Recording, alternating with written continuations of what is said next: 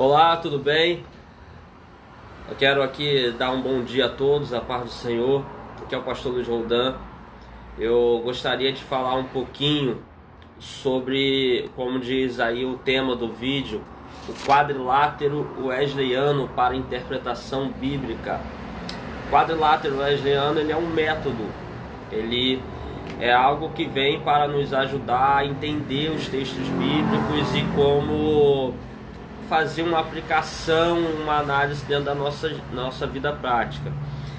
É muito interessante que nós temos a Bíblia, e a Bíblia, ela, para nós cristãos, é o nosso manual de regra, de fé e prática, e então ela nos direciona e se torna fundamental entendermos o que o texto está realmente nos falando e como nós podemos então pegar esse entendimento e aplicar na nossa vida ou na orientação a terceiros.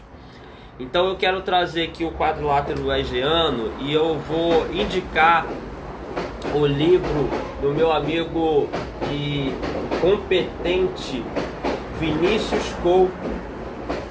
O nome do livro é Quadrilátero Wesleyano como Método Teológico e Hermenêutico. Vinícius Couto, é o livro da editora Reflexão. Um livro muito bom, bem direto, bem fácil de entender. Então eu deixo aí a dica a vocês. E como os livros do Vinícius são sempre muito gostosos de ler, entendeu? Então eu acho que vai ser muito bom para vocês.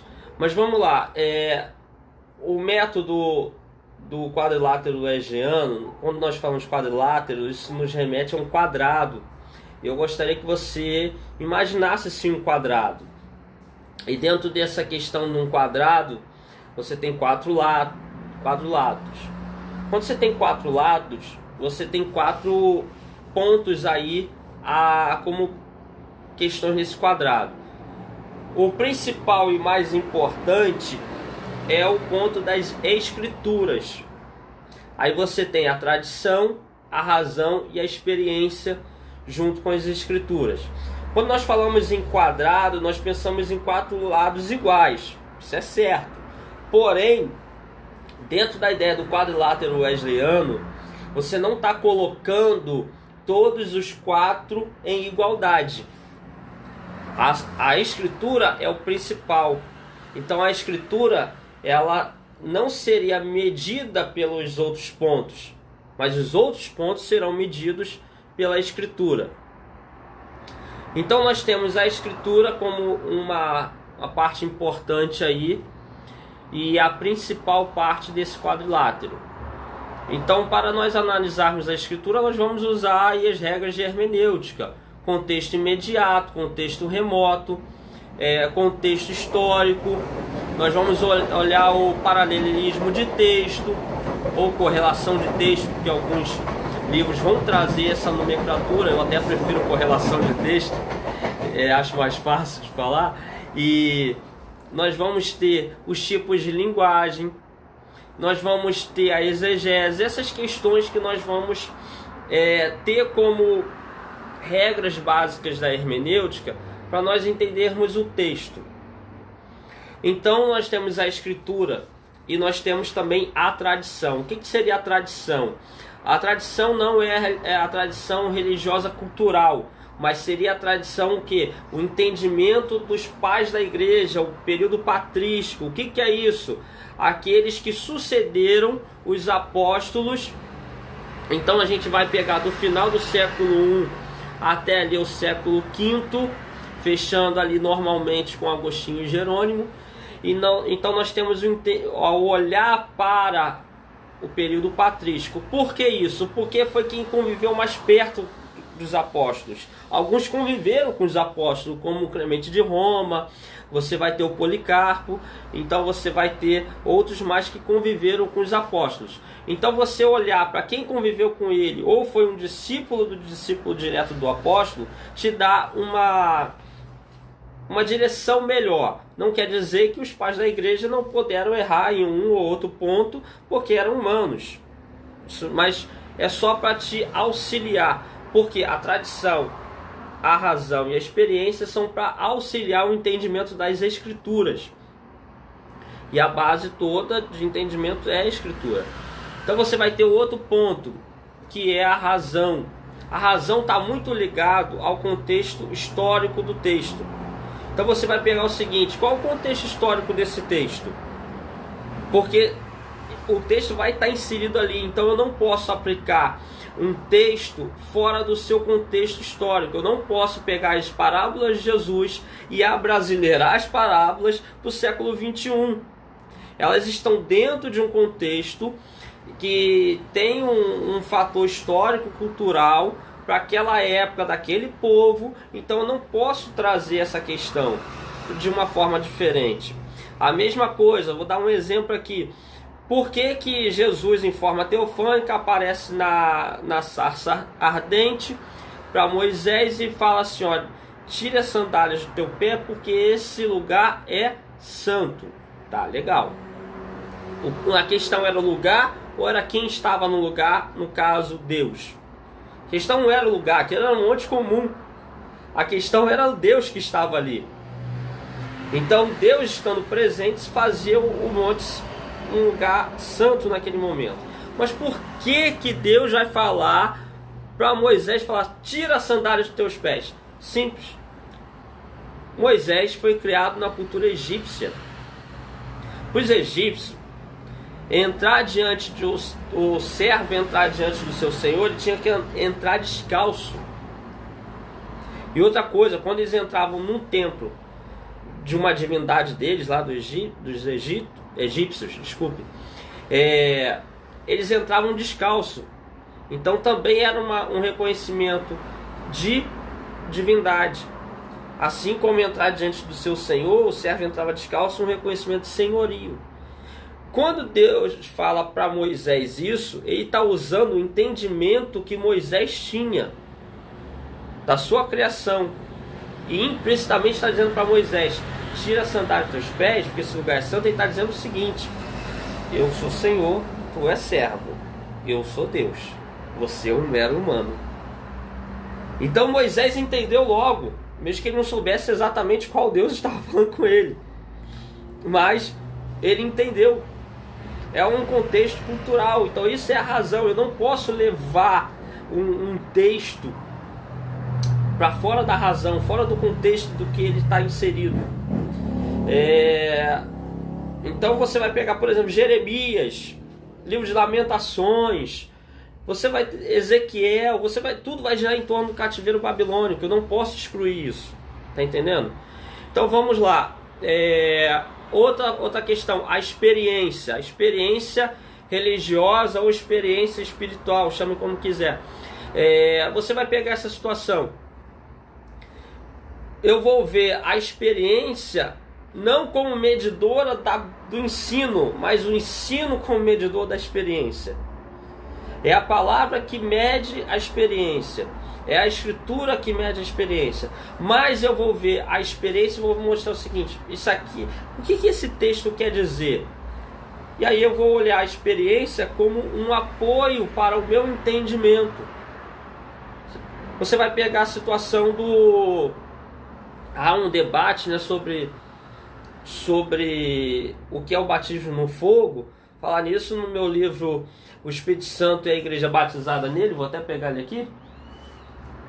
Meu livro mais recente, eu tenho um capítulo só falando disso, com análises exegéticas e hermenêuticas e alguns posicionamentos de alguns teólogos falando disso. Então você vai pegar isso. O que é o batismo no fogo? Eu e outros defendemos que é a purificação. Você pega a experiência de John Wesley, coração aquecido de John Wesley. O coração dele foi aquecido de uma maneira que ali ele foi purificado dos seus temores, das suas fraquezas. Então você olha o encaixe da experiência com a escritura. Então você vai olhar assim: eu estou com dúvida aqui, estou com dúvida nessa questão. O que é o batismo no fogo? O Wesley tem uma experiência que colabora com o entendimento dele. Ou nosso, né? Que eu estou pegando para mim esse exemplo. Para usar aqui com os irmãos. Aí você vai ter outra situação. No Brasil, foi acrescentado um quinto ponto, que é a criação. Quiseram mudar o nome do quadrilátero para pentalátero ou pentágono wesleyano. Não mudaram. Eu achava que tinha que mudar, né? Porque um quadrilátero de 5 partes fica estranho, mas tudo bem. O que é o ponto da criação? É olhar o que... olhar para quê, desculpe. Deus criou aquilo ou a pessoa em si? Então qual foi a função original daquela situação, do ser humano? E a gente vai analisar o que a Bíblia diz sobre isso. Então você vai pegar o seguinte: por que usar droga é pecado? Luiz, não tem um texto que diga que é errado eu fumar maconha. Tudo bem, mas vamos olhar esse ponto da criação. O que a Bíblia diz? Que Deus criou o homem para dominar sobre o mundo, sobre os animais, sobre as ervas do campo. Aí o cara pega uma erva, enrola, fuma, e agora a erva está dominando ele. Ou seja, ele se deixou dominar pela erva quando a ordem era ele dominar a erva. Então ele está em pecado. Então o homem foi feito para estar com a mulher e a mulher está com o homem. E aí há o relacionamento homossexual, então é pecado, porque está fora do objetivo da criação. A mulher foi feita para ser ajudadora. Se ela não ajuda, ela está fora da ideia da criação. O homem foi feito para ser provedor. Aí não é que o cara está desempregado, não, mas o cara não quer trabalhar de jeito nenhum, não quer prover nada. Ele está fora do objetivo da criação. Então você vai pegar essas situações que nós vamos olhar e vamos ver para que isso aqui foi criado. É a mesma coisa. Como pastor, eu já tive muito caso de atender pessoas com problemas no casamento, e muita coisa que acontece tem um problema sexual dentro do casamento. A gente vai pegar a situação: o sexo é bênção. Deus criou o sexo para o casal, é bênção de Deus. E a gente vai pegar, às vezes, o casal que um dos dois não quer ter relação. O que é isso? Algum problema está acontecendo. Há um erro diante da criação de Deus, a pessoa está desobedecendo. Por quê? Seja por um trauma, experiência ruim no passado, ou ensinamento errado, porque muita gente vem de uma ideia, um resquício da cultura religiosa católica medieval, que tinha essa ideia que o sexo era pecado. Então, o sexo dentro do casamento, né? Tinha uma ideia que até dentro do casamento era um pecado. Então, essa questão toda vai trazer, às vezes, a pessoa ter um bloqueio. Só que se o casal não faz sexo, ou um se nega ao outro, ou um não gosta, isso é um erro dentro do objetivo da criação de Deus. Porque Deus espalhou proprioceptores no teu corpo inteiro. Proprioceptores são iguais neurônios, só que no corpo. Só que eles nos fazem não pensar, mas eles fazem a gente sentir dor, frio, calor, prazer. Então nós vamos pegar o seguinte: se Deus colocou o nosso corpo todo propício a sentir o prazer sexual, e Ele separou esse prazer como bênção para o casal dentro do casamento, e isso não acontece, é uma desobediência dentro do objetivo da criação de Deus. Então a gente usa o parâmetro criação para analisar o que a Bíblia está nos ensinando. Isso complementa, isso apoia o entendimento das Escrituras. Então o quadrilátero, ele é um método muito interessante, eu me apaixonei por ele, de usarmos como base a Escritura, como nossa regra de fé e prática, mas que nós temos a tradição, a razão, a experiência e a criação como apoiadores, para que nós possamos entender o texto bíblico e assim aplicarmos da forma mais correta possível dentro da nossa vida, tá bom? Então fico aí, deixo novamente aqui a indicação do livro do Vinícius Couto, Quadrilátero Wesleyano como método teológico e hermenêutico, muito bom. Então deixa aí a indicação e espero que você tenha gostado, tenha esclarecido. Foi um vídeo rápido, curto, para a gente explicar algumas coisas mais. Compartilhe aí, dá um curtir, compartilhe com seus amigos, compartilhe no seu Facebook, dê essa forcinha pra gente, tá bom?